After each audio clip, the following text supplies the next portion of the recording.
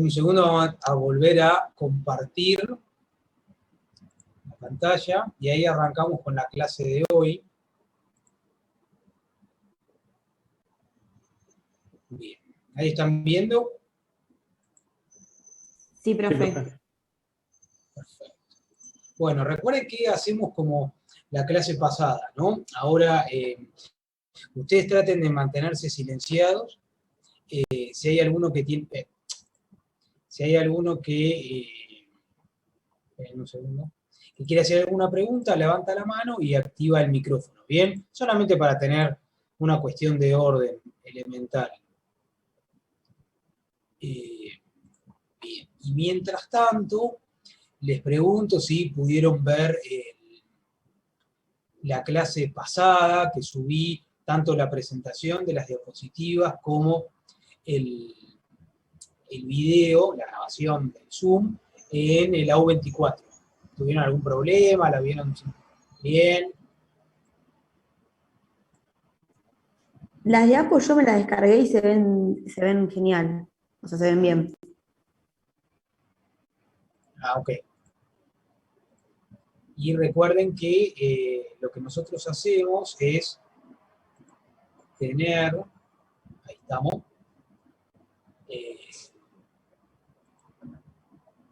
lo que hacemos es dejar ese link sobre la video solamente para aquellos que no hayan podido participar de la clase o quieran repasar y demás, pero eso lo dejamos durante 15 días. ¿Bien?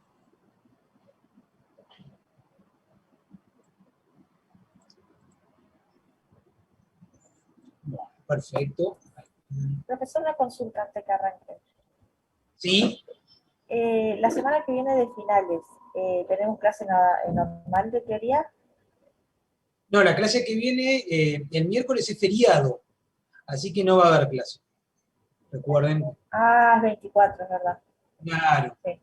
Está, listo. Gracias. Después, bien, de nada. Después, en general, las clases de las semanas de finales no vamos a dar clase. Salvo algún caso particular que les puse en el cronograma que les subí en la presentación pasada, que es respecto a una clase de consulta en julio, pero bueno, falta un montón todavía. En junio, perdón. Pero bueno, sí, el miércoles que viene no tenemos clase. Después pudieron ver el capítulo 1 y el capítulo 2 del libro de Larraín y Sach. Sí. Bien, voy a deshabilitar el video, así no tenemos problemas de conexión. Y voy a empezar a grabar, así arrancamos con la clase de hoy.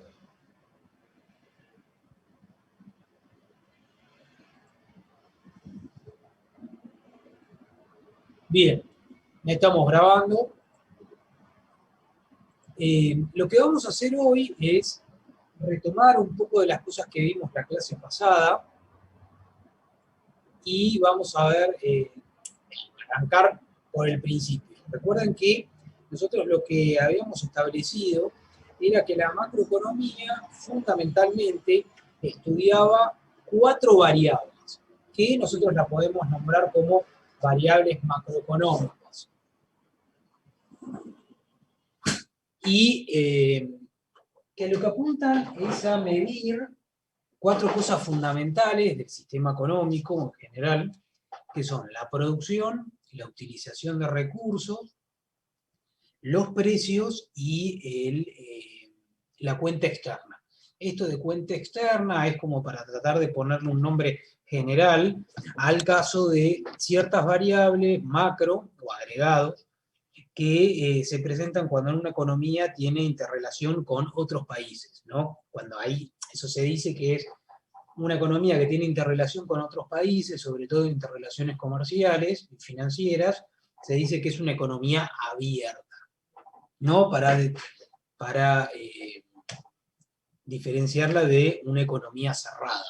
Ustedes recordarán que en algún momento habrán visto que una economía cerrada uno lo puede representar como aquella en la cual no existen ni exportaciones ni importaciones, ¿no? Todo lo que se produce dentro de las fronteras de un país la única posibilidad que tiene de ser vendido es dentro de las mismas fronteras. No hay posibilidad de vender a un país vecino o a otro país del mundo. Bien. Entonces nosotros ahí, ¿qué vemos? Primero, esto como para que tener en cuenta el panorama general. Estas 4 variables de la macro son 4 variables fundamentales que responden a un cierto enfoque que ustedes van a ver que está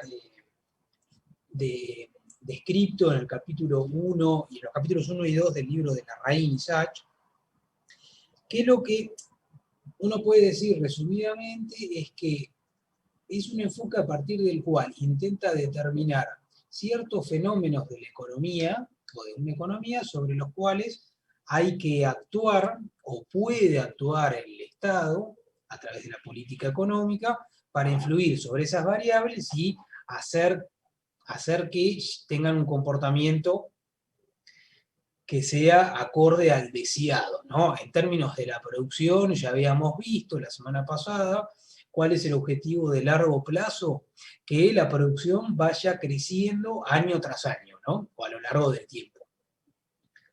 Y en el corto plazo, que la producción esté, o el punto en un periodo particular, esté lo más cerca posible de la frontera de posibilidades de producción. Eso está relacionado con la segunda gran variable macro, que es la utilización de recursos. Recuerden que nosotros siempre partimos del problema fundamental, que es que los recursos son escasos. Entonces, bueno, al ser escasos no nos podemos dar el lujo, dicho de una manera burda, de tener recursos sin utilizar. Bueno, y eso hace que una de las variables que uno tenga que mirar periódicamente sea la utilización de los recursos. Por otro lado, está el fenómeno, están los precios. Ustedes también hay que tener en cuenta acá que en las economías modernas nosotros lo que tenemos es un sistema de precios. Los bienes se intercambian entre sí, pero más allá de la existencia de precios relativos, lo que tenemos es un patrón de medida, o unidad de cuenta, lo que sea, que es algo en lo cual se mide todos los precios, ¿no? Perdón, el valor de todos los bienes. Y esos son los precios. Y por último, en términos de la cuenta externa, vamos a ir, ya hemos visto algo, pero vamos a ir viendo un poco más en detalle, que no es lo mismo una economía en la cual exporta más de lo que importa que viceversa. ¿Bien? Independientemente de qué es lo conveniente en determinado periodo de tiempo, lo que sí ya podemos adelantarnos es que no es lo mismo que el sector externo esté totalmente abierto, totalmente cerrado, o que sea superavitario o deficitario, ¿no? Nosotros acá lo que vamos a ir viendo, también en esta, lo decimos ahora, ¿no? Pero después lo tienen que tener en cuenta, es que, un segundo, vamos a anotar ahí, por ejemplo, para medir la variable producción, nosotros tenemos distintos indicadores, ¿no? Y hay distintos indicadores que están disponibles, y lo que queremos hacer es cómo evoluciona o cómo podemos estimar la evolución de la producción a lo largo del tiempo. ¿Cuál es el indicador por excelencia para medir el comportamiento de la producción de un país? El Producto Bruto Interno. ¿Bien? Eso es lo fundamental, ¿no? Hay varios. Después está el producto de por sector, por ejemplo, cuánto es la producción de autos, cuánto es la producción de industria manufacturera, cuánto es la producción agrícola, etcétera. Todo para mostrarles que en realidad tenemos varios indicadores para una misma variable, ¿no? Que justamente refleja cierta complejidad de la macroeconomía. Nosotros, para medir la producción de un país, no tenemos un único indicador, ¿bien? Tenemos varios. Y esa variedad de indicadores hay que mirarlos todos al mismo momento, teniendo en cuenta cómo se calculan y cómo se realizan las mediciones para poder hacer esos cálculos. Relacionado con la utilización de recursos, nosotros lo que vamos a ver es que hay indicadores relacionados con el desempleo, ¿no? Esto en términos laborales. ¿Cuál es el indicador por excelencia de la utilización del factor trabajo en una economía? Lo que en Argentina se denomina como la tasa de desocupación.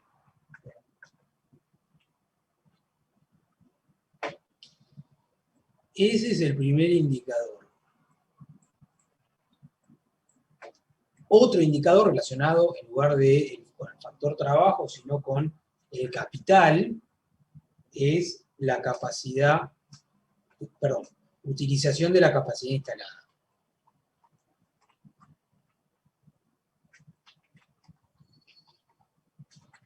Bien, ¿qué quiere decir esto? Fíjense que ustedes después van a ir viendo con distintas, a lo largo de la cursada y sobre todo en la práctica, que nosotros una de las cosas que tenemos para monitorear una de las variables macro es la tasa de desocupación, ¿no? Y eso tiene cierta metodología de medición y de cálculo.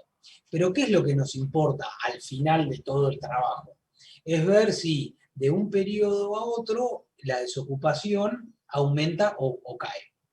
Bien, ¿cuál es el objetivo? ¿Qué haría la política macroeconómica? Después vamos a ver si lo puede hacer y con qué instrumentos. Pero el objetivo, ¿qué sería? Que tener todos los recursos disponibles plenamente utilizados. Entonces, en una economía sana, uno debería ver una baja tasa de desocupación y a lo largo del tiempo que la tasa de desocupación se mantenga en niveles bajos y sobre todo que no empiece a aumentar. Lo mismo en cuanto a la capacidad instalada. Esta medición que habla sobre la utilización de la capacidad instalada, también uno lo puede pensar como si fuera el grado en el que está utilizada una fábrica, ¿no? Nosotros ya tenemos, ustedes recuerden que la inversión implica a la asignación de recursos que se destinan a, por ejemplo, construir una fábrica y no a otro fin. Bueno, una vez que tenemos, supongamos, una planta industrial tradicional, ¿no? Que tiene una gran superficie con un montón de máquinas adentro. Bueno, este indicador de capacidad instalada lo que nos va a decir es cuánto de todo ese recurso o ese capital lo estamos utilizando o no. Digamos, ¿qué deberíamos esperar? Idealmente que si alguien invirtió en la en la construcción de una fábrica, debería estar utilizada al 100%, ¿no? Porque eso implicaría una utilización de los recursos completa. Recuerden que siempre partimos del mismo problema. Los recursos son escasos, entonces tener recursos sin utilizar es ineficiente, es una pérdida. Bueno, lo que se hace es también generar ciertos indicadores que indican cuán utilizada está la capacidad que tiene un país, ¿no? A lo largo durante un año, y eso se monitorea año tras año. A veces se puede medir, en algunos casos, o por lo menos estimar cómo varía la capacidad instalada en el país respecto de un trimestre a otro, de un mes a otro, etc. Pero bueno, por eso hay que hacer ciertas adecuaciones metodológicas, que ahora no vienen al caso. Lo importante es hacer el vínculo entre el indicador que tenemos disponible con la variable que queremos medir. Bien, fíjense que en este caso es igual que en la producción. Para medir la utilización de recursos, acá tenemos planteados que hay dos indicadores. Todavía no se utilizó, digamos, no se determinó un indicador único que me permita decir si la economía está bien o mal, ¿no? Por ejemplo, todos los indicadores que tenemos formulados hasta ahora son indicadores que nos dan respuestas parciales, no nos dan una respuesta total.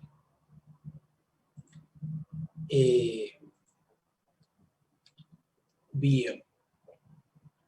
En el otro caso, la otra variable que tenemos es la evolución de los precios. En el caso de la evolución de los precios, ahí fíjense que nosotros también tenemos varios indicadores. Uno de los indicadores es lo que se denomina índice de precios al consumidor, IPC. Bien, hay varios indicadores, índices. Hay otro que se llama, por ejemplo, índice de precios mayoristas, IPIM, o IPM, depende del país. Bueno, hay otro que ustedes también pueden haber visto, que es el índice de precios implícitos. Todos estos indicadores, ¿qué quieren medir en realidad? Miden la evolución de los precios, pero no porque a uno le interesa medir a ver si los precios suben o bajan, así nomás, ¿no? O como un fin específico. El fin en el que uno está buscando es que medir los precios porque lo que quiere es que los precios no se muevan demasiado, ¿no? Nosotros acá tenemos siempre relacionado cuando miramos los precios el fenómeno de la inflación, ¿no? Ese fenómeno es un fenómeno muy particular que implica que los precios aumentan de manera generalizada y sostenida durante el tiempo, ¿no? ¿Qué quiere decir? Que no hay solamente el aumento de uno de los precios de la economía, sino que aumentan todos los precios de la economía y que además eso se sostiene a lo largo de distintos periodos. Esa sería como la definición clásica de inflación. Después, cuando veamos la inflación específicamente y qué medidas podrían o qué teorías hay para combatirla, vamos a ver todo esto más en detalle. Pero lo que sí sabemos en esto es que, por lo menos hasta ahora, es que, recapitulando, es que los precios nosotros los medimos no porque nos interesa ampliar el conocimiento, sino porque ya sabemos que una economía sana debería tener poco movimiento de precios, ¿bien? Tanto para movimientos para arriba como para abajo, ¿no? Nosotros quizás en Argentina, a alguno le puede sonar que siempre el problema es el incremento de precios, pero desde el punto de vista teórico, la caída de precios también es un problema. Lo vamos a ver más adelante. ¿Bien? Entonces, bueno, justamente como el objetivo, si quieren, de todo instrumento de análisis macroeconómico y por lo tanto de la política económica es que los precios se deberían mantener estables, dentro de cierto rango, ¿no? No quiere decir que tengamos que tener los precios quietos, pero sí que los precios no se muevan demasiado. Bueno, justamente porque como ese es el interés, es que aparece como variable a seguir los precios y a partir de eso es que se ha desarrollado un montón de métodos para construir lo que se denominan índices de precios. ¿Bien? La última variable es la cuenta externa, ¿no? O lo que se denomina cuenta externa. Acá, en la cuenta externa, fíjense que en realidad lo que estamos pensando es en el saldo de...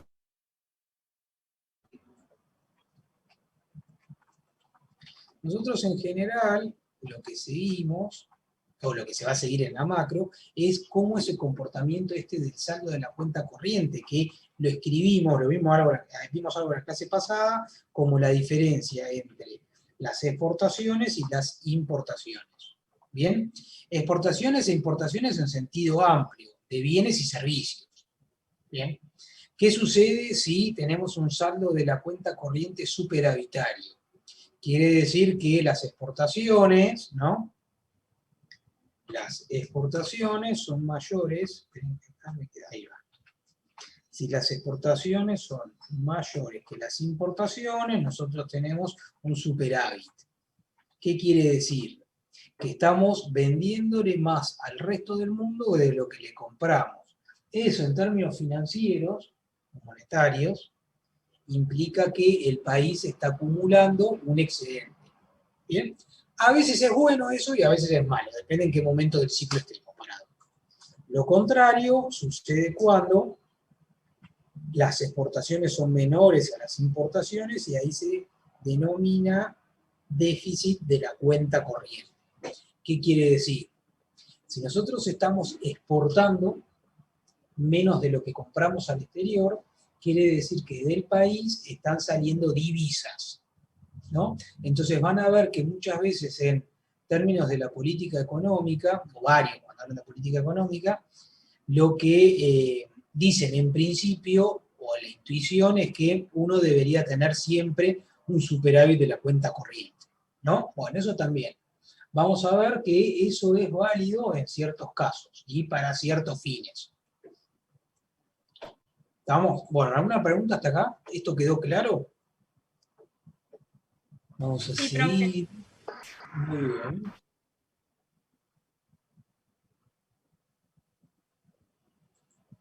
Bueno, vamos a borrar acá.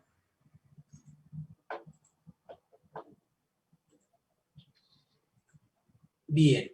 Para todas estas variables, recuerden que siempre nosotros lo que vamos a analizar, lo que vamos a hacer es analizar las cosas mediante lo que se denomina un modelo, ¿no? Un modelo que quiere decir que vamos a abstraernos de la realidad, vamos a decir, bueno, en lugar de analizar, salir a la calle y analizar todas las interrelaciones, vamos a decir, bueno, vamos a plantear un modelo que sea más sencillo, que lo pueda manejar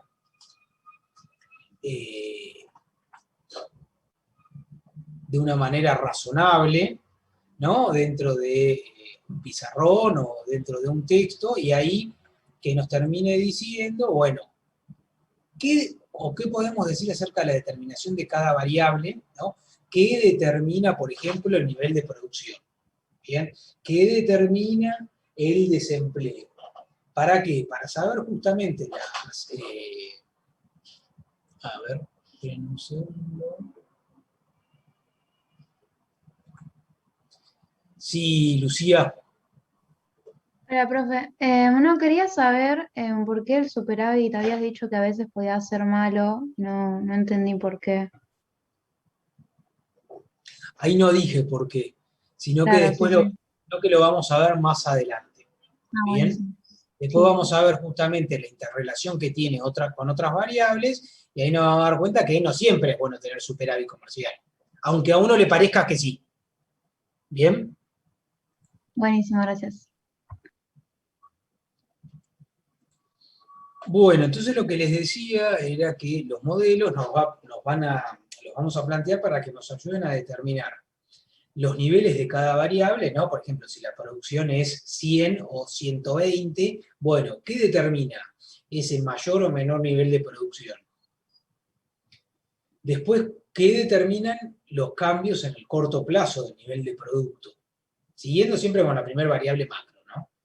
Y luego también vamos a tratar de determinar, o vamos a utilizar los modelos para que nos digan, bueno, ¿cómo podemos hacer para ver qué es lo que define que el nivel de producción crezca o caiga en el largo plazo, ¿no? Habíamos dicho al principio que uno de los objetivos es que en la frontera de posibilidades de producción se vaya desplazando a la derecha, ¿no? Es a largo plazo, eso es lo que quisiéramos, porque si tenemos una economía en la cual la población crece año tras año, en principio lo que deberíamos hacer es incrementar el tamaño de la torta, ¿no? O sea, el tamaño del nivel de el producto o la riqueza que genera una economía. Bueno, ¿cómo hacemos para que crezca año tras año y así durante un periodo largo? Bueno, eso es lo que vamos a tratar de determinar, o lo que desde el punto de vista teórico se busca responder cuando se postula un modelo. ¿Qué hace que una economía crezca a largo plazo? Bueno, eso lo vamos a ver después, también más adelante, que es un capítulo del libro, ahí está desarrollado las principales teorías, pero ustedes sabrán, se relaciona con algo que alguno puede haber escuchado, que es que, por ejemplo, para que una economía crezca, en el largo plazo tiene que tener grandes recursos naturales y que sean utilizables. Por lo tanto, un gran nivel de inversión. Hay otra teoría que dice que, bueno, en realidad lo que hay que tener es un alto nivel de capital humano. No importa si tengo un país en un desierto, lo que importa es la educación que tenga la fuerza laboral, porque eso me va a permitir que genere productos, tener una producción de alto valor agregado, altos salarios, etcétera. Entonces, eso va a permitir que tenga mayor producción a lo largo del tiempo y, fundamentalmente, mayor riqueza. ¿Bien? Bueno. Entonces, fíjense que los modelos, en general, esto lo habíamos visto la semana pasada, supóngase que teníamos el PBI y graficado contra distintos años, no importa cuáles, y tenemos este comportamiento que es zigzagueante, ¿no? Que esto lo que nos está mostrando, esta forma, son las fluctuaciones de corto plazo. Van a ver que eso se los dejo para que ustedes lo miren en el libro en detalle, pero van a ver que en cada ciclo económico, que es lo que se denomina un comportamiento de corto plazo, van a tener un pico, ¿no? Como si estuviésemos en este punto, a ver si me deja marcarlo, ¿no? ¿Esto qué sería? Un pico. Luego de este máximo, que se le denomina pico, acá tenemos una caída. Y esto se denomina recesión, este punto, del pico hasta el fondo. ¿Bien?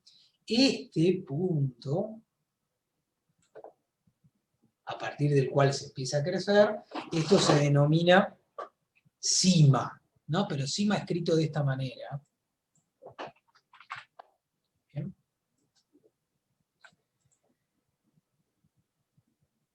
Y entre la cima hasta el próximo pico, es lo que... Perdón. Vamos a marcarlo acá. Hasta este punto, que este es el otro pico, vamos a ponerlo.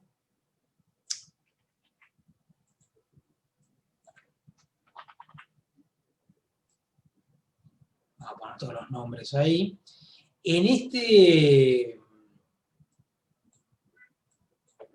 Y esta era la cima. Entre la cima y el pico, ese tramo se denomina expansión. ¿Bien? Fíjense que este es un comportamiento ideal, ¿no? Fíjense que acá, después del pico, otra parte del ciclo hace que haya una recesión hasta una nueva cima, ¿no? Hasta un nuevo punto mínimo, si quieren. Vamos a marcarlo, bueno, y esto se denomina cima. Técnicamente van a ver que, o por convención, mejor dicho, se denomina entre este punto que es una cima, vamos a ponerlo ahí. Bien, entre cada cima, este periodo se denomina ciclo, vamos a ponerlo, ciclo económico. Bien, eso es a lo que se refiere el ciclo.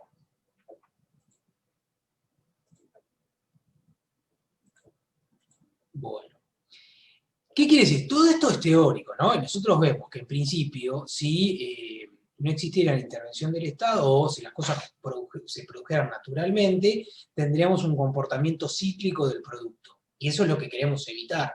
No nos conviene o no nos gusta tener fluctuaciones a lo largo de una tendencia creciente, ¿no? Fíjense que ahí la línea punteada es la línea de tendencia, como si fuese la tendencia de largo plazo. Otra vez, como dijimos antes, nosotros en realidad lo que queremos es que con la política económica que a corto plazo el ciclo sea lo más reducido posible, ¿no? Que no haya fluctuaciones, no es que pasemos de una expansión a una recesión todo el tiempo, sino que estemos idealmente siempre en expansión a lo largo de los años y sobre la línea de tendencia, o sea, la línea que me refleja el comportamiento de largo plazo. Todo esto es ideal, pero bueno. Eso es lo que... a ver, ¿alguien había levantado la mano? Sí, Joaquín. Profe, le hago una consulta. Yo tenía entendido que en el ciclo económico la cima estaba donde usted puso el pico. El auge de la cima o crisis. Y ¿Cómo? por debajo yo tenía que auge, cima o crisis era lo que usted puso como pico. lo que estaba por arriba de la tendencia, y lo que usted marcó como cima era la depresión. Bueno, es lo mismo. Es ¿Es distintas lo mismo? formas de... Claro, porque en realidad, ahí te voy a poner, para dame un segundo. En realidad esto es, vamos a ponerlo así, a ver si se ve, pico o cima. Cima, como si fuese la cima de una montaña, el pico de una montaña, es con C. Fíjense que acá en el debajo es cima con S. ¿Bien? Hay Bueno, distintas gracias, formas profesor. de llamarlo.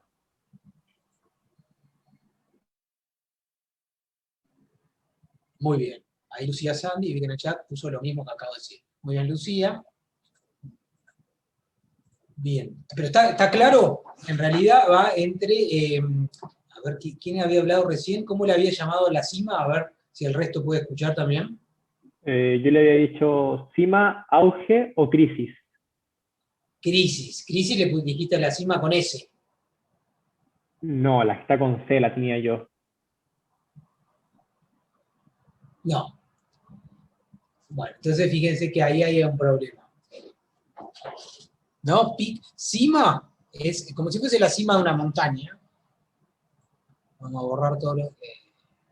Sí, pasa que, por ejemplo, yo cuando cursé Introducción a la Economía, el profesor, el material que nos dio un cuadro donde sale lo mismo el ciclo económico, y nos sale ahí el auge, cima o crisis en la parte de la cima que es con C. Después la recesión, depresión cuando está abajo, recuperación cuando va subiendo y expansión cuando está por llegar. Ah, bueno, está bien, pero ¿qué te puso? Entonces, la crisis es cuando empieza a crecer, a caer. Cuando empieza a caer, cuando está arriba en la cima, por decirlo así. Y cuando estás en el pico, al máximo, y ahí cuando empezás a caer. Bueno, en realidad, eso hay distintas definiciones, depende del libro y demás. Lo importante es que sepan que de cada fondo, por decirlo de alguna manera, de un fondo a otro es donde se denomina el ciclo económico. ¿Bien? Buenísimo, profe, gracias. Bárbaro. Bueno.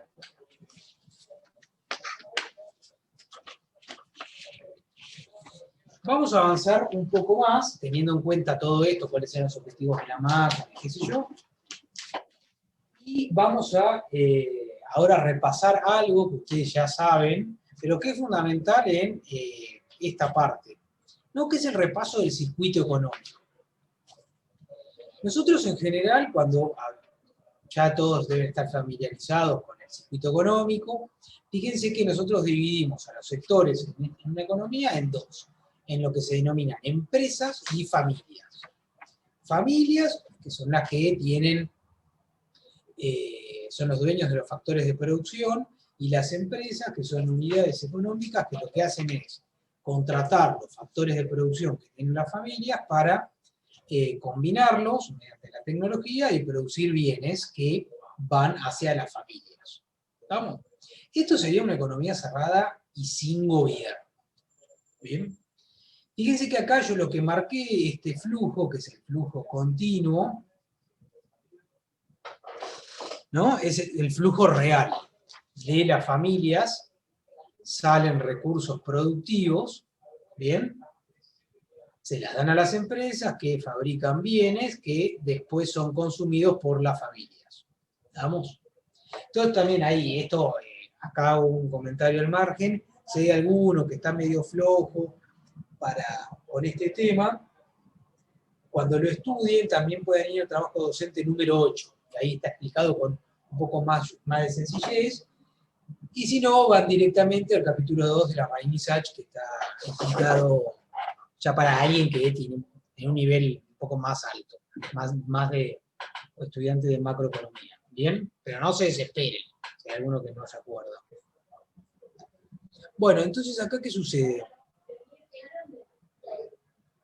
Nosotros, si le incorporamos a los flujos reales, que son las líneas continuas, los flujos monetarios, fíjense que lo que vamos a tener es que cuando las familias prestan, mejor dicho, otorgan o venden a las empresas sus factores productivos, reciben a cambio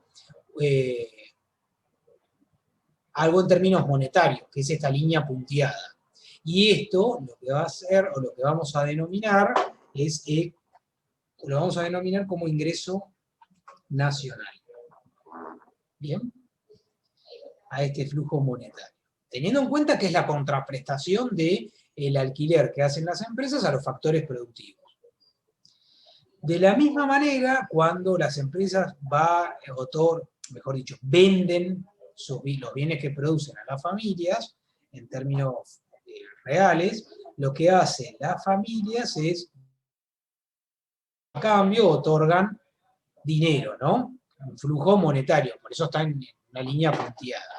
Y esto nosotros lo denominamos, también medio por convención, como demanda agregada. En esta economía hiper simplificada, ¿no? Que es cerrada y sin gobierno. Fíjense que este esquema muy sencillo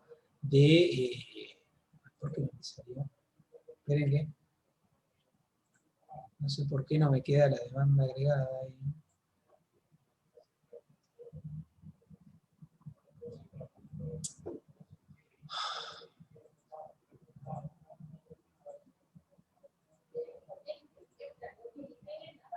Bueno, ahí está. Eso que aparece ahí como demanda, que no sé por qué no lo puedo poner agregada, es lo que está representando esta línea punteada, que es la que sale de las familias a las empresas. Fíjense que nosotros en general para el análisis lo que vamos a hacer es observar solamente los flujos monetarios, las líneas punteadas, ¿no? Y eso es lo que a veces vamos a denominar como corriente circular del ingreso, que es que de las empresas a las familias va el ingreso nacional y vuelve de las familias a las empresas. ¿Bien? ¿Qué quiere decir? Esto es un circuito bien cerrado, ¿no? Todo está pensado en este circuito hipersimplificado para que se resuelva dentro del mismo. ¿Bien? No hay ningún problema. Si nosotros sabemos, acá como para empezar a hablar sobre la herramienta macroeconómico, sabemos que si no hay ahorro, lo que podemos escribir es algo como que el ingreso es igual a la demanda agregada. ¿Bien? ¿Qué quiere decir? El ingreso, en este caso, vamos a poner cuando no hay ahorro, así queda claro. ¿Qué quiere decir? Que en este caso el ingreso nacional es gastado en la compra del producto nacional. El asunto que hay que ver algunas veces qué pasa si existe ahorro.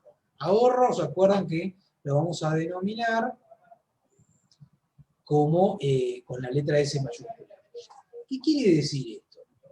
Si uno sabe que hay ahorro, quiere decir que parte de lo que fue de las empresas a las familias como ingreso nacional no va a volver a las mismas empresas a través de la demanda. ¿Bien? Entonces, quiere decir que las empresas no van a poder recuperar el total de los ingresos pagados a las familias. Entonces, en este caso, si alguno se acuerda de... Oh, perdón. A ver esto. Miren que...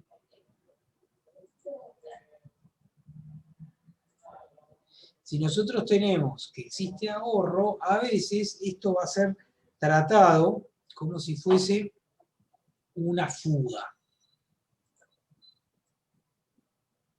¿Bien? Aparece el concepto de fuga.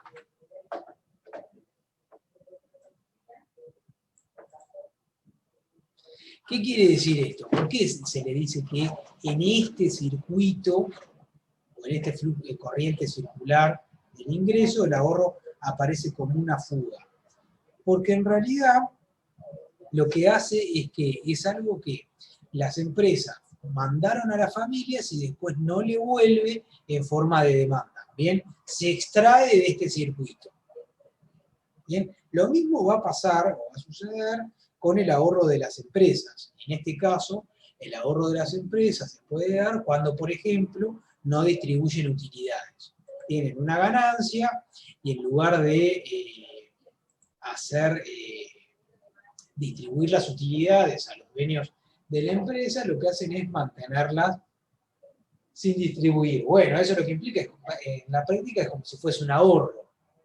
No vuelve a las familias. Bien, eso por un lado. Por otro lado, en este esquema también bastante simplificado, nosotros si incorporamos la decisión de inversión de las empresas, que acá no está metido, lo que vamos a tener es que la inversión que realizan las empresas lo vamos a pensar como si fuera una inyección.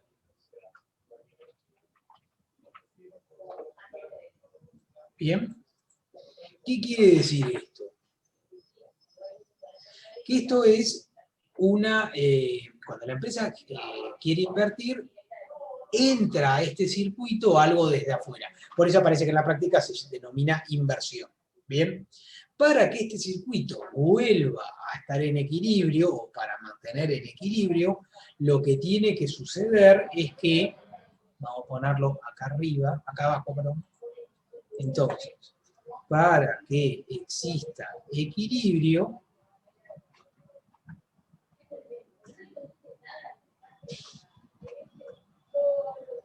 el ahorro tiene que ser igual a la inversión.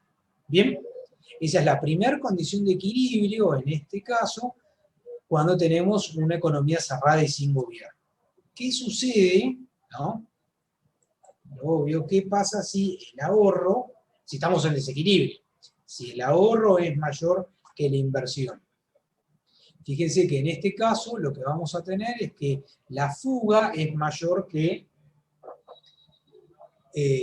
las inyecciones. Entonces el flujo monetario va a disminuir y lo que se va a obtener es una declinación de la producción en el futuro. Bien. Entonces, lo que sucede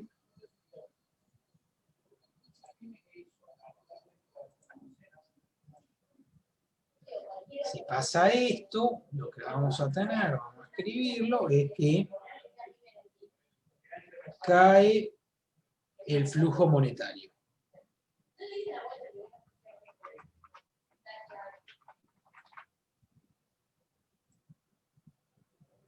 Bien. Y eso lo que va a producir es que una disminución en el flujo monetario, es que la producción en el futuro va a caer, ¿no? Obviamente, porque alguien está sacando de este lado. La fuga viene por este lado, por la familia. La demanda agregada termina reduciéndose porque hay una parte de su ingreso que en lugar de gastarlo, lo ahorran, ni más ni menos, ¿no? ¿Qué sucede si hay también desequilibrio, pero al revés, ¿no? Perdón, voy a borrar acá.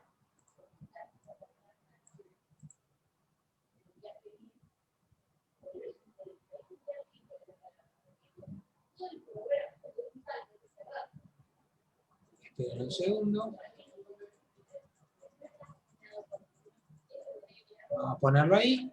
¿Qué sucede si el ahorro es menor que la inversión? Bueno, al revés. Ahí está. Fíjense, lo que sucede acá es que el flujo monetario aumenta.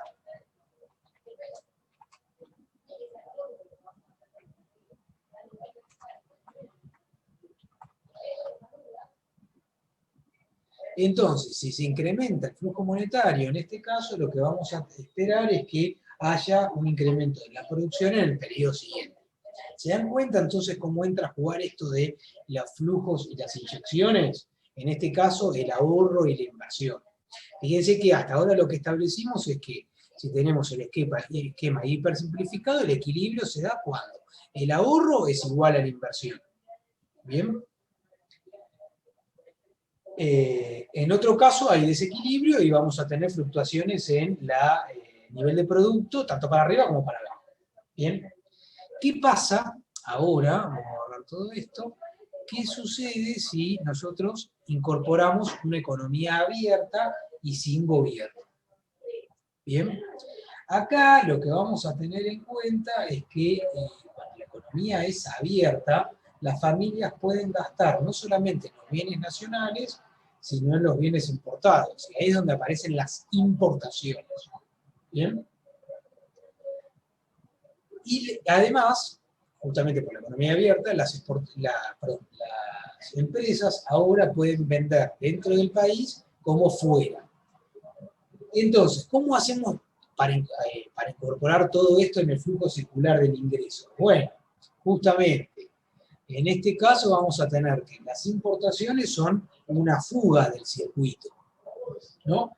Porque parte del consumo que se realiza con el ingreso, ¿no?, nacional, va destinado no a la industria nacional o a la producción nacional, sino va destinado a afuera del país, ¿no? Sale del país. Por eso se denomina que es una fuga. Y lo contrario es para las exportaciones, ¿no? Termina siendo una inyección en este esquema. ¿Qué quiere decir acá? ¿Por qué se llama inyección? Porque genera un ingreso a las empresas que no proviene de los ingresos creados por ellas, ¿bien? Parte de la demanda que tienen las empresas, argentinas supongamos, no viene como subproducto de los salarios que pagan, sino que viene de fuera del país. Por eso se llama que es una inyección al circuito económico. ¿Bien? En este caso, como siempre, la condición de equilibrio, nosotros esta la vamos a mantener invariante. No quiere decir que no se modifica. ¿Por qué? Porque la condición del equilibrio del circuito es que las fugas sean iguales a las inyecciones. Bien, solamente la diferencia que hay acá es que en este caso, cuando aparecen las exportaciones y las importaciones, la condición de equilibrio ahora nos va a quedar reflejada de esta manera. Va a ser el ahorro más las importaciones igual a la inversión más las exportaciones. Bien, esa va a ser ahora la nueva condición de equilibrio. ¿Qué nos queda ahora? Incorporar en este esquema circular, para terminar de cerrarlo, en el paso siguiente vamos a meter el gobierno. ¿Bien? Y el gobierno acá entra con dos cosas, a través de dos maneras. Uno son los impuestos que cobra sobre el sistema económico y otros son los gastos que realiza.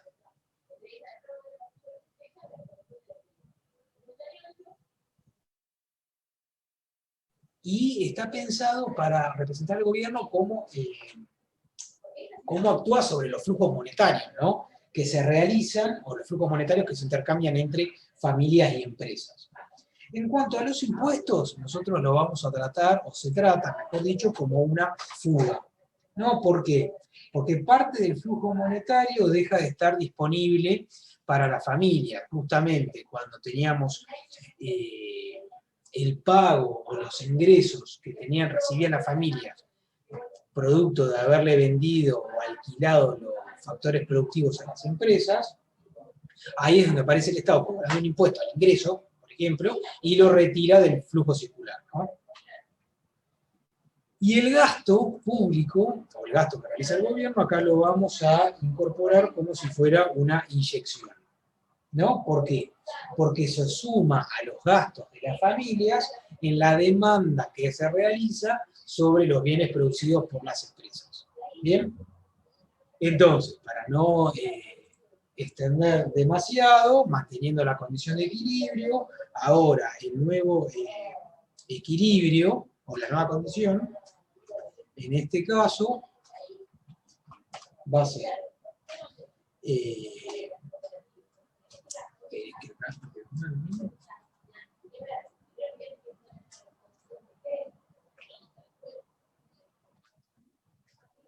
el ahorro, más los impuestos, más las importaciones, esas son las fugas, tienen que ser igual a las inyecciones, que nos quedó como la primera que vimos fue la inversión, después le agregamos las exportaciones y ahora le agregamos el gasto público. ¿Bien?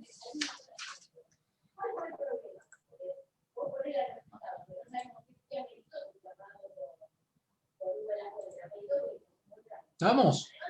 Entonces, fíjense que acá las inyecciones que son en conjunto, ¿no? Transacciones que actúan sobre la demanda agregada. ¿Bien? Al principio teníamos solamente la demanda que realizaban las familias a los bienes que producían las empresas, que eran producto de su ingreso. Bueno, ahora les decimos inyección porque se inyecta en este circuito demanda, por ejemplo, la que viene de las líneas de inversión del resto del mundo, la que ponemos a través de las exportaciones y del Estado a través del gasto público. ¿Estamos?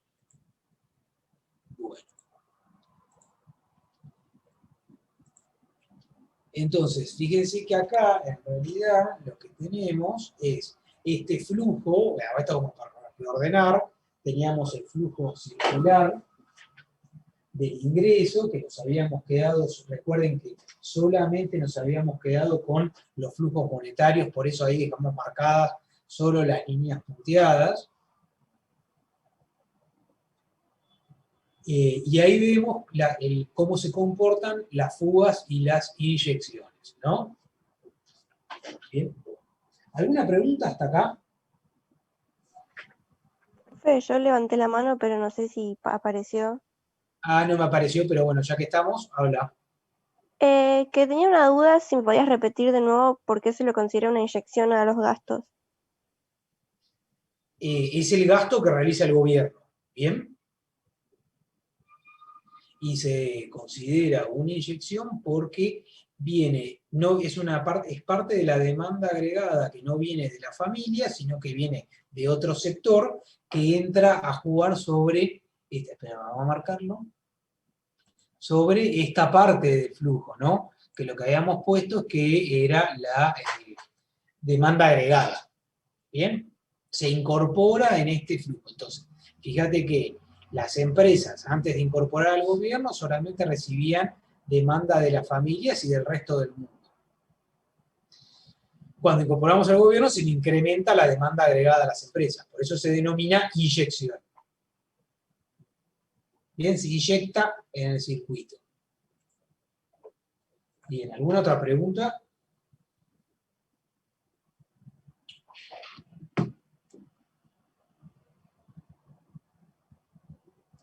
Bueno, si no tienen preguntas, vamos a borrar acá, seguir.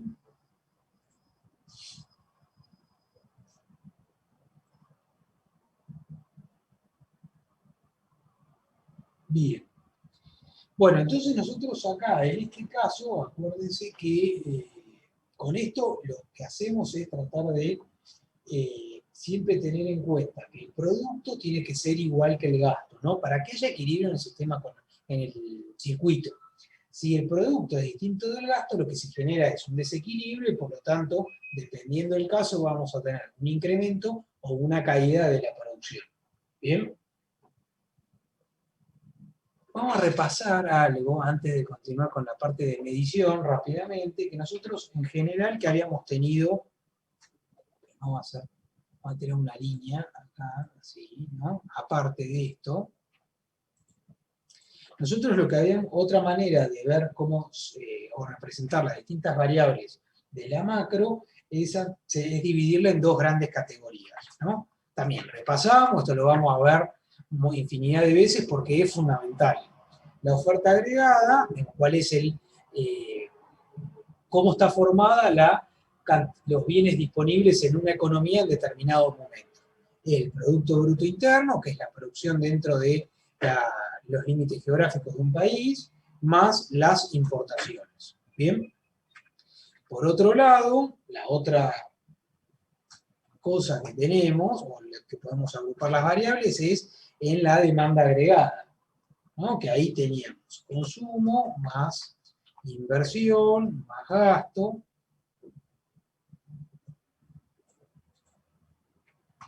más exportaciones. ¿Bien? Entonces, esto ya lo sabemos. Y por otro lado, bueno, ahí se borró, pero lo que nosotros después terminamos haciendo es diciendo, bueno, oferta agregada es igual a demanda agregada, nos reemplazamos y nos va a quedar el PBI más, eso cuando se da el equilibrio, ¿no? Más las importaciones, y después esto es más el consumo,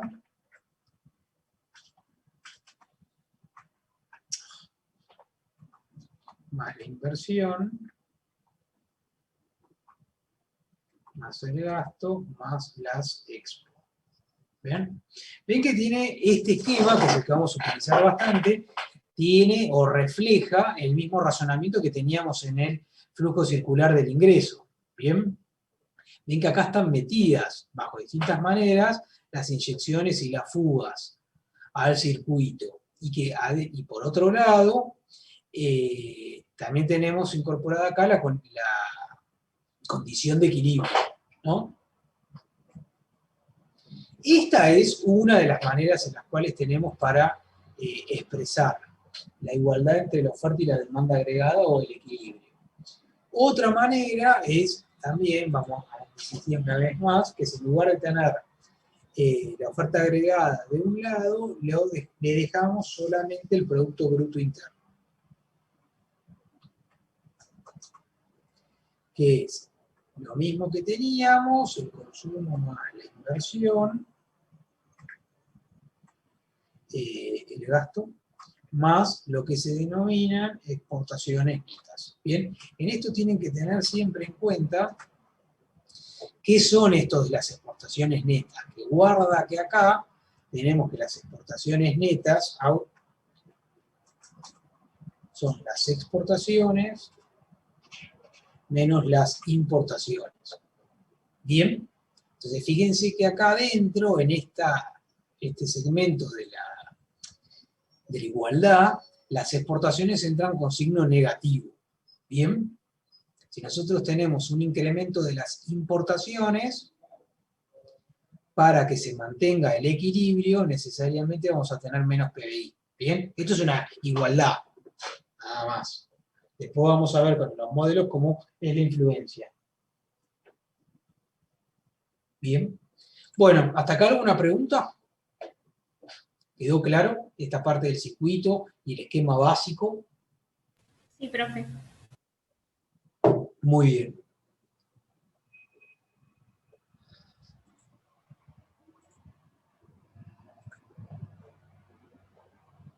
Bueno, vamos a seguir. Y vamos a pasar ahora a algo que se denomina medición económica, ¿no? O medición de la actividad económica. ¿Qué habíamos dicho al principio? Que teníamos estas 4 variables. ¿Bien? Y entonces acá lo que habíamos expresado era que para la producción, nosotros nos interesa, o uno de los grandes indicadores que íbamos a utilizar era ver cómo el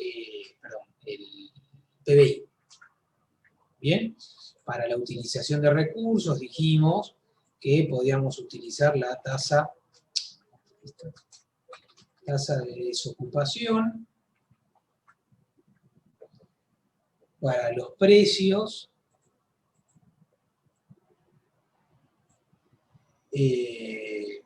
vamos a poner IPC, ¿no? El índice de precios al consumidor, pero en definitiva teníamos muchos índices que utilizar, y cuando estábamos en economía abierta para cuantificar el sector externo o para monitorear al sector externo, nos adelantamos un segundo. Uno de lo que podemos ver que se utiliza es lo que se denomina cuenta corriente, y también aparece algo que se denomina como balanza de pagos. Esto después ustedes lo van a ver en la práctica, ver los distintos métodos y van a ver ejercicios cómo se calcula cada uno de estos indicadores y además qué limitaciones tienen cada uno, ¿no? Yo solamente para adelantar y ver, digamos, desde el punto de vista teórico, qué es lo que nosotros estamos haciendo. Acá nos estamos metiendo en algo que se llaman cuentas nacionales. ¿Bien? Ahí me quedó. Esto hay que tener en cuenta que nosotros cuando tenemos las cuentas nacionales estamos hablando de las cosas que se generan dentro de un país, dentro de los límites geográficos. No se llaman cuentas internacionales, ¿bien? Entonces acá, independientemente de que tengamos una economía abierta, ¿no? o interrelación entre los distintos países, las cuentas o la medición de la actividad económica tiene un enfoque a nivel nacional. Por eso se llaman cuentas nacionales. ¿Bien?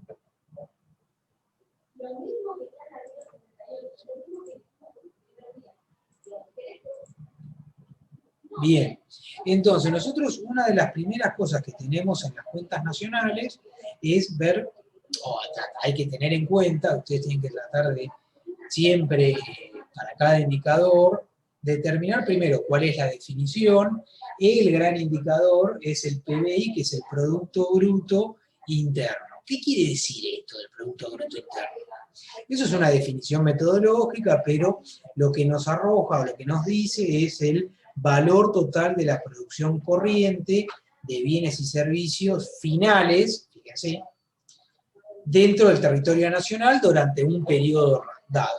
Lo que nos indica, por ejemplo, cuánto fue el valor total de lo que se produjo de bienes finales dentro de la Argentina durante 2020.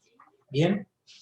Acá hay que tener en cuenta ciertas especificaciones o ciertas características que permiten poder hacer los cálculos del Producto Bruto Interno. Una de las cosas es que, fundamentales, vamos a marcarlo acá, es que existe algo que se denomina producción en etapas. ¿No? Hay distintos tipos de bienes, ustedes ya vimos que a nivel agregado hay múltiples cantidades y calidades de bienes, pero nosotros una de las cosas que podemos distinguir es entre bienes intermedios y bienes finales. Los bienes intermedios, acuerdan que son los que se utilizan como en una etapa de producción, perdón, en el proceso productivo, que luego son transformados y a partir de la combinación con distintos bienes intermedios o con la fuerza de trabajo, la tecnología, se generan los bienes finales. Bueno, eso hace que esa característica de producción en etapas es una de las cuestiones fundamentales para poder hacer el cálculo del PBI. ¿Bien? Otra característica del PBI como indicador es que en realidad registra transacciones que pasan por el mercado. ¿Bien? No se registran todas las transacciones, sino las que pasan por el mercado, entonces tienen un precio visible, etcétera, etcétera, etcétera. Bien. Y otra característica de la medición o del método, o de los distintos métodos para generar el Producto Bruto, para calcular el Producto Bruto Interno, es lo que se necesita tener una unidad de medida común. Perdón, una unidad de medida. ¿Qué quiere decir esto? Nosotros en general, ¿cómo hacemos para medir tener un valor? Imagínense, como decíamos recién, cuánto es la producción de bienes finales de Argentina durante 2020. Bueno, ¿cómo hacemos para sumar todo eso y tener un número? Y no decir, bueno, se produjeron tantos autos, tantas toneladas de autos, tantas toneladas de soja, tantas, no sé, kilos de tal otra, y así cada uno de los bienes. ¿Cómo hacemos para tener un solo valor que nos diga fueron 100 millones, por ejemplo? Bueno, para eso, una de las cosas fundamentales es que se necesita una unidad de medida, y esa unidad de medida son los precios. ¿Bien? ¿Qué quiere decir? Que nosotros cada una de las cantidades producidas durante un periodo, lo que vamos haciendo es multiplicarlas por su respectivo precio. ¿Para qué? Para que luego de sumado todo, tengamos un valor monetario. ¿Bien? Y por eso se llama, por eso es que podemos hacer la agregación de la producción de distintos bienes con distintas unidades de medidas. ¿Bien? Esto es la característica teórica. Después hay distintos métodos para ir agregando los bienes, etc. Pero es importante que ustedes en esto empiecen a distinguir estos factores fundamentales. Luego, para agregar un poco más de complejidad, cuando uno habla del Producto Bruto Interno, hasta ahora uno sabe que puede haber, o existen, mejor dicho, cuatro métodos de medición. Uno es lo que se denomina el método del gasto, que lo que hace es sumar las demandas finales de los bienes y servicios. ¿Bien? Otro es lo que se denomina el método del valor agregado, que lo que se suma es el valor agregado de todos los sectores económicos.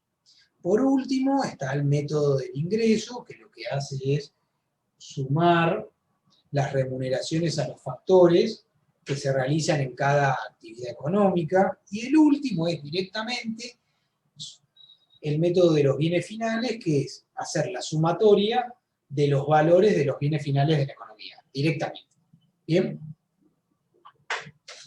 Fíjense que acá, en esto del gasto, me adelanto un segundo, ustedes van a ver que el método del gasto lo que hace es formar, lo que les decía recién, el PBI a través de la demanda, la sumatoria de la demanda de bienes finales, ¿no? Del consumo, de los bienes de inversión, el gasto y del sector externo, que son las exportaciones netas. Acá hay que tener en cuenta en gasto, ¿no? Ciertas especificaciones, que el gasto corresponde o se refiere a las compras gubernamentales de bienes y servicios que hace el sector público. Por ejemplo, en el PBI van a ver que no se cuentan las transferencias. ¿Por qué? Porque las transferencias que realiza el Estado no generan valor, no es una generación de valor, sino que es plata que va de un sector de la economía a otro. ¿Bien? Entonces, por convención, no se suma en lo que nosotros vemos como la letra G. ¿Bien? ¿Qué significa el método del valor agregado? Vamos a verlo un segundo. Vamos a borrar acá.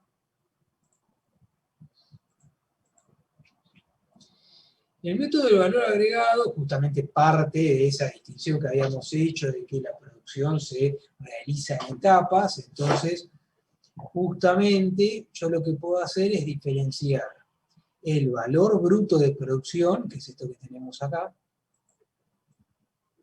¿bien?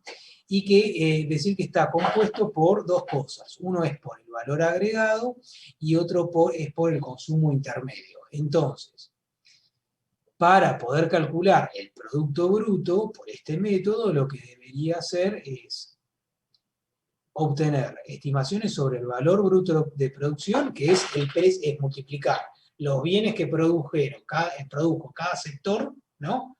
Que el valor de los bienes, mejor dicho, que es precio por cantidad, una cosa relativamente más sencilla, que determinar cuánto es el valor agregado, y además a eso restarle el valor del consumo intermedio, ¿no? ¿Cuánto es lo que gastaron en la compra de insumos y de materias primas? La diferencia entre el valor bruto de producción y el consumo intermedio es lo que nos va a dar el valor agregado. Luego, por este método, la suma de los valores agregados nos va a dar el Producto Bruto Interno de la economía en determinado periodo. ¿Estamos?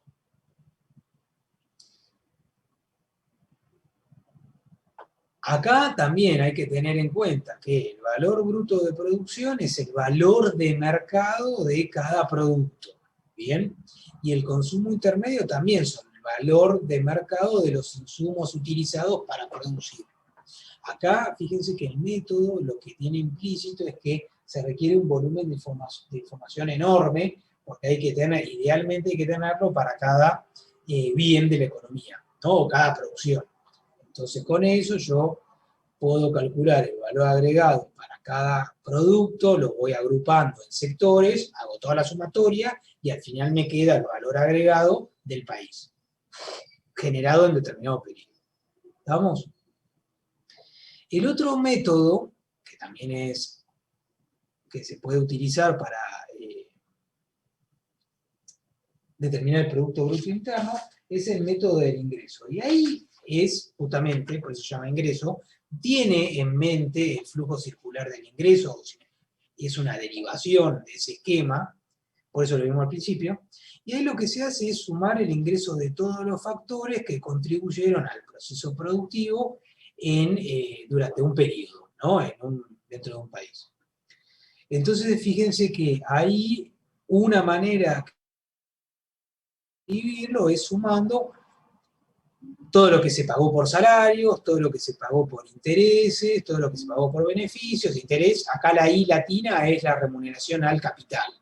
B, el beneficio es la remuneración a la capacidad empresaria. Y R es la renta, la remuneración al factor trabajo, ¿no? También un esquema simplificado, pero en realidad eso es lo que implica el método. Sumar cuánto se pagó a cada uno de los factores productivos, y si recuerdan el esquema que habíamos hecho al principio del flujo circular, eso es el ingreso del sector familias, ¿no? Los que son dueños de los factores productivos. En este caso hay que tener en cuenta que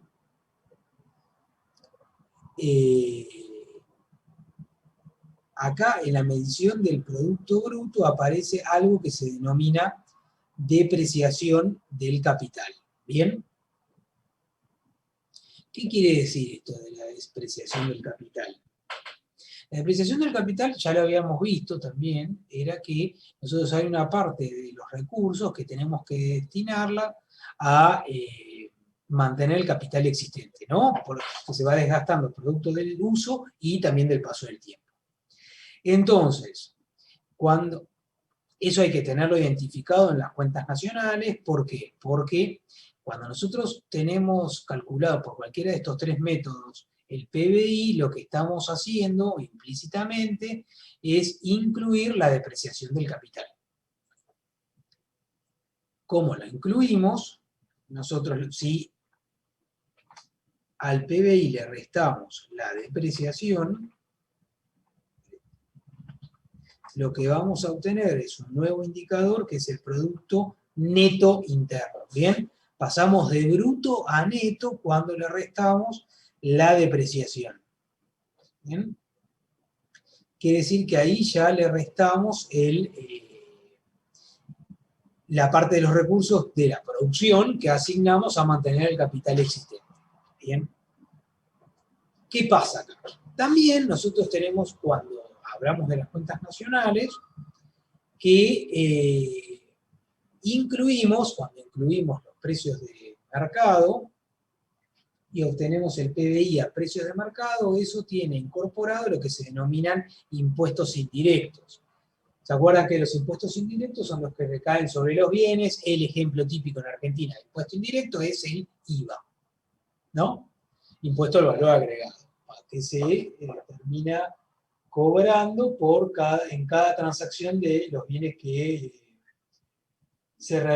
cada transacción que se realiza en la economía. Bueno, entonces, la existencia de impuestos indirectos, si uno los puede identificar, esto como para refinar un poco más los cálculos, lo que permite hacer es, fíjense, a partir de esta identificación, yo lo que puedo calcular es, a partir del PBI, ¿de dónde veníamos? Le restamos la depreciación y pasamos al Producto Neto Interno. El Producto Neto Interno, ¿qué me dice? Es lo producido dentro del país. ¿Bien? Pero neteado de la depreciación del capital. Pero eso no es el ingreso doméstico, no es el ingreso que nos va a nuestro sector familias. Porque como está a precios de mercado, tiene incorporados los impuestos indirectos. Entonces, para obtener lo que se denomina ingreso doméstico, tenemos que restar al Producto Neto Interno los impuestos indirectos, y ahí nos va a dar el ingreso doméstico. ¿Bien?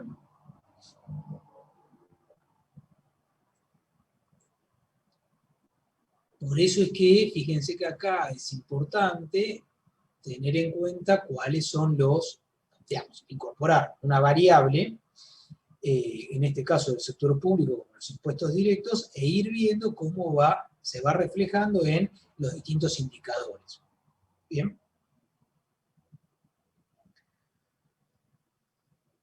¿Está claro hasta acá? Fíjense que acá una de las cosas que ya podemos ir sabiendo es que si los impuestos indirectos se incrementan, el ingreso doméstico va a ser más chico.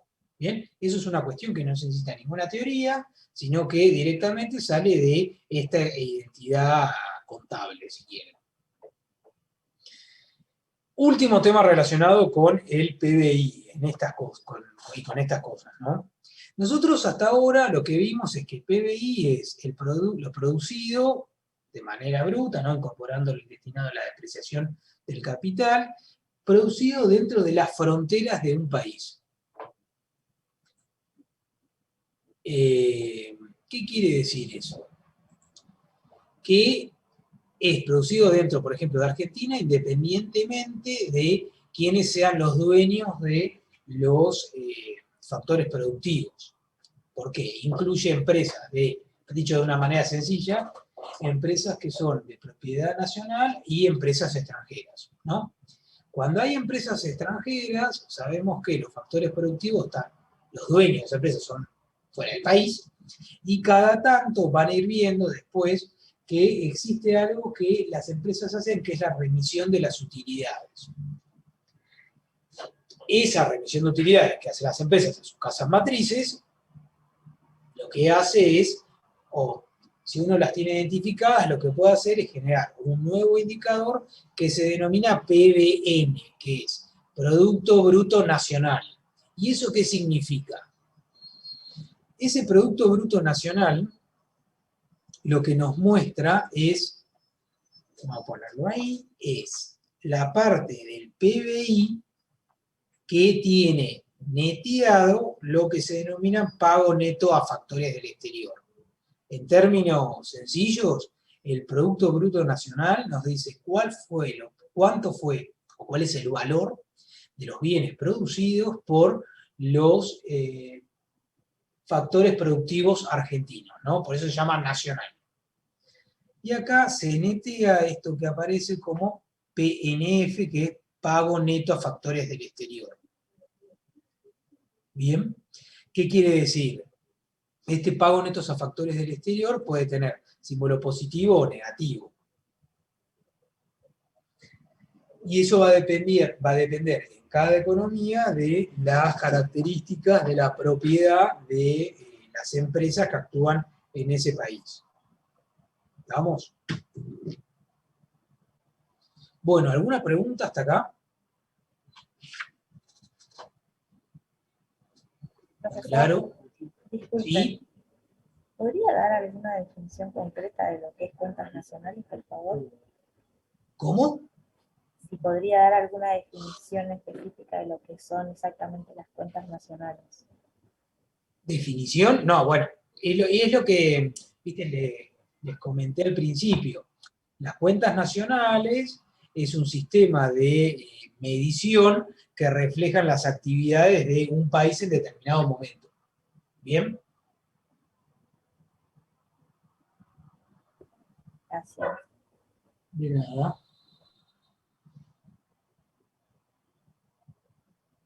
Bueno, ¿qué cosas hay que tener en cuenta cuando hablamos del PBI? Una es lo que ya dijimos, cómo se puede medir o qué cosas se hacen para medirlo, para obtener ese valor todos los años y demás. Y otra fundamentalmente es qué información refleja y qué no, para los problemas que genera su utilización, ¿no? Desde el punto de vista de los usos del producto, una gran cosa que se hace es, o gran utilización que se le da es medir lo que se denomina analizar la evolución temporal. ver cómo es calcular el PBI para cada año y luego ver cómo fue ese valor respecto del año anterior y a lo largo de muchos años cómo es la tendencia, si viene creciendo, viene bajando, viene estable, se estanca, etc. Otra gran función que tiene el PBI que sirve para hacer comparaciones entre países. Y esas comparaciones, fundamentalmente, para ver qué país es más rico que otro, tiene bastantes problemas. ¿Por qué? Y ahí apunto a que vayan al libro y se fijen, después presten atención y estudien para la clase que viene, cuáles son los problemas que tienen utilizar el PBI como para realizar comparaciones entre países. ¿No?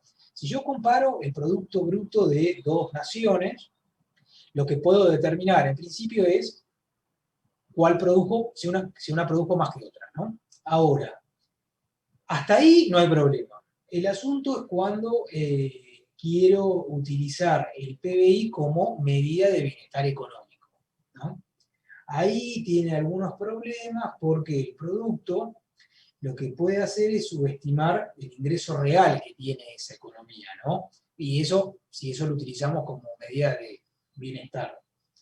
Porque ahí, una de las cosas que hay que tener en cuenta es que el PBI no tiene incorporado las transacciones que no pasan por el mercado, ¿no? A pesar de que hay distintos métodos para incluir en la medición del PBI las transacciones que no pasan por el mercado, eso en los últimos años ha ido mejorando, todavía no está, ¿cómo se llama? No está incorporado de una manera completa. Por ejemplo, una de las cosas que deja fuera el cálculo del producto es el trabajo doméstico, ¿no? El trabajo que se hace dentro de cada casa,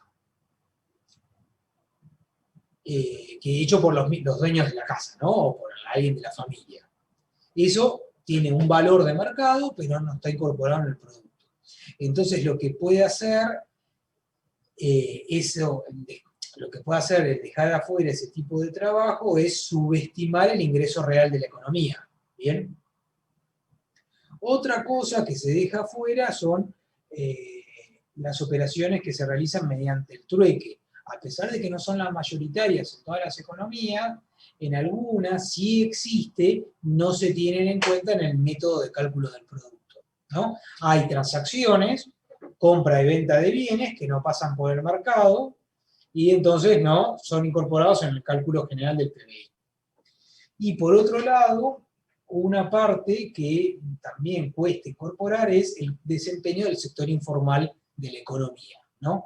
Si hay un trabajador informal, es difícil, a pesar de que hay algunos métodos para estimar,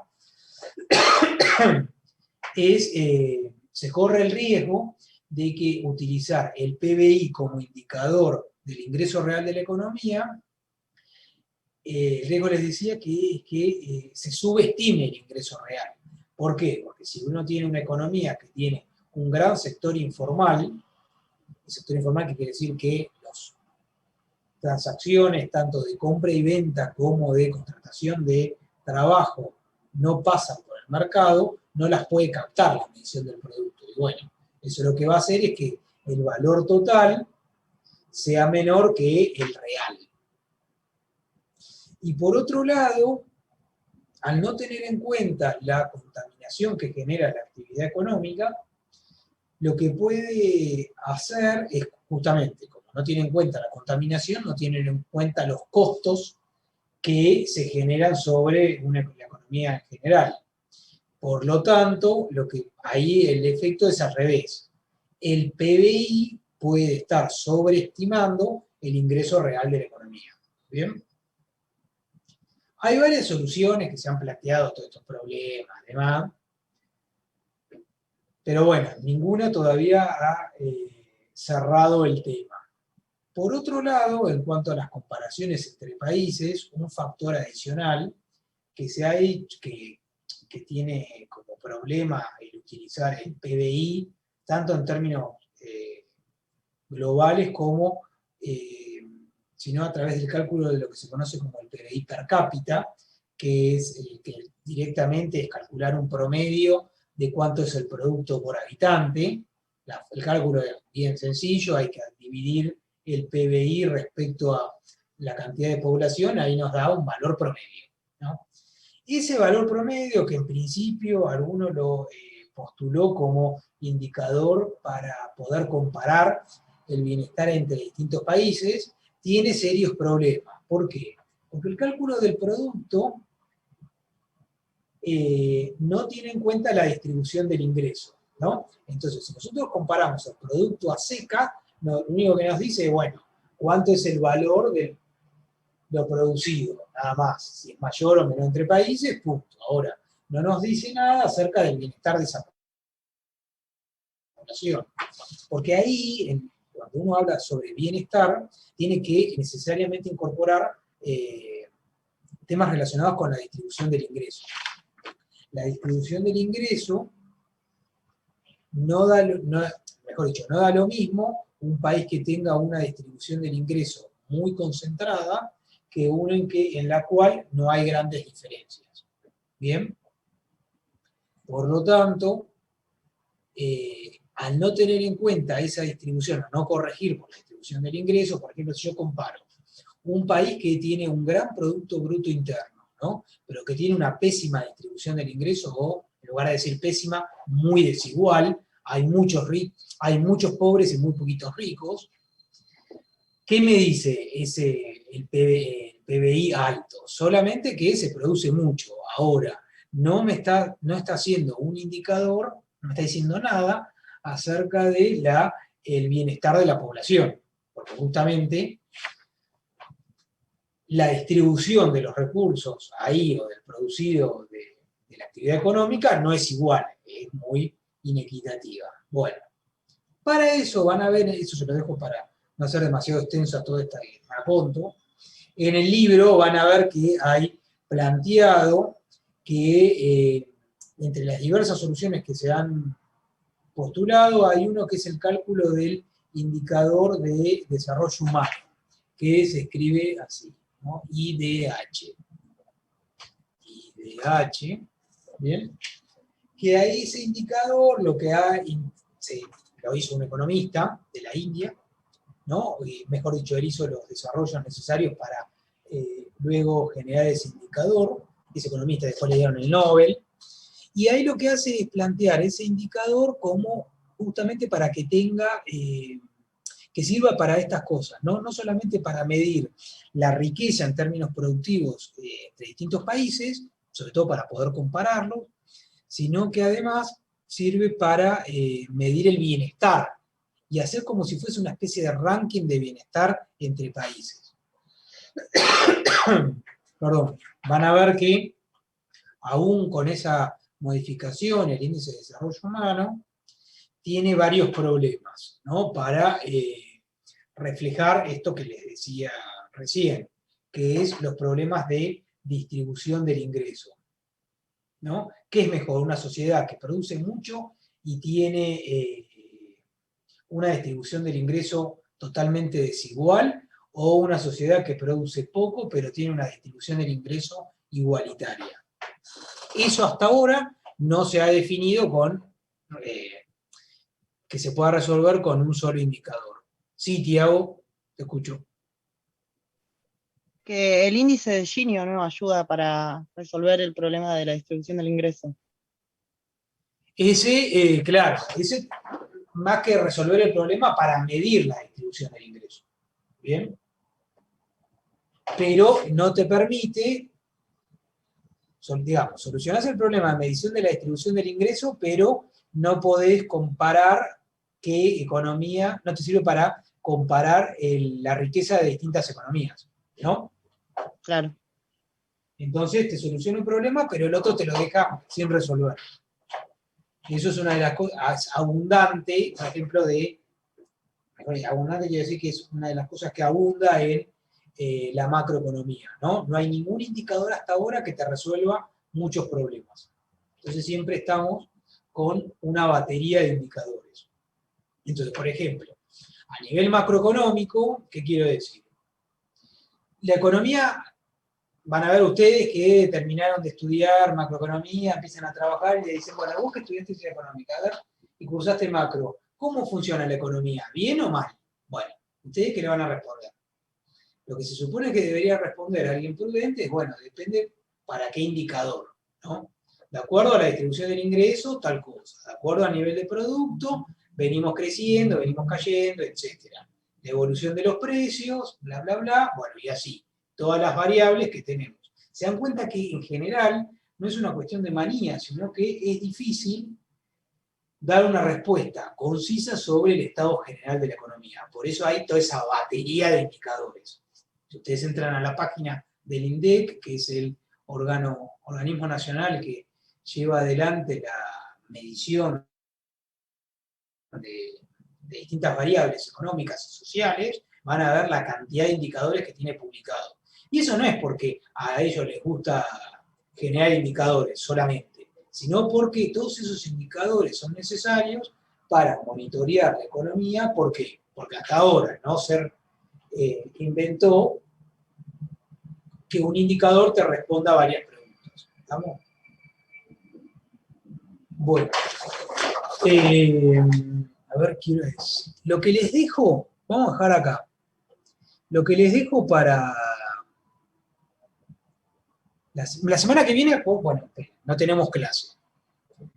Lo que les dejo es que terminen de mirar el capítulo 2 de Larraín y Sachs. Ahora me dicen si tienen alguna pregunta. E incorporan, fíjense que acá les dejo para que miren ustedes en la presentación, cómo calcular una variación porcentual. Esto, más allá de que cualquier estudiante de segundo año lo debería saber. Si hay alguno que lo sabe, no es la muerte de nadie. Acá se los dejo como lo tienen que calcular, porque es algo que en la macro es fundamental. Cómo calcular las variaciones porcentuales. ¿Bien? Digo, fíjense que acá les dejo el ejemplo común. Si ustedes tienen un indicador que pasa del 10 al 15%, ¿cuánto es la variación porcentual? Si alguien dice 5%, porque pasamos del 10 al 15, está mal, pésimo. ¿Bien? Y ahí les dejo cómo lo tienen que calcular, ¿no? Supongamos que la inflación de un año pasó del 10% al año siguiente al 15%. Bueno, ¿cómo se movió porcentualmente la inflación? Subió 5 puntos porcentuales, pero tuvo un incremento del 50%. ¿Bien? Para que se vayan acostumbrando a el lenguaje. Por otro lado, bueno, acá les digo también cómo calcular la variación porcentual, es lo mismo, ¿no? Otra manera. Esto yo sé que hay algunos que les puede ser parecido, pero hay otros que los pueden necesitar. Les puede parecer aburrido, quise decir. Y otros lo pueden necesitar. Yo lo que les digo es que todos a esta altura tienen que saber cómo utilizar esto, ya incorporado, ¿bien? Que no sea un estrés calcular una variación. Y lo que les dejo para que miren en el libro es las cuestiones relacionadas con la medición de precios, sobre todo porque nosotros vamos a ir discriminando variables nominales de variables reales y lo relacionado con los índices de precios. ¿Bien? Todo eso lo tienen explicado en el capítulo 2. Cualquier cosa, si ustedes tienen alguna consulta, lo vemos la clase que viene. ¿Estamos? Bueno, ahora, independientemente de lo que tengan para la clase que viene. Una cosa más me falta. La clase que viene, lo que vamos a ver es ya iniciar me parece que es el capítulo 3 del libro de Larraín y Sachs.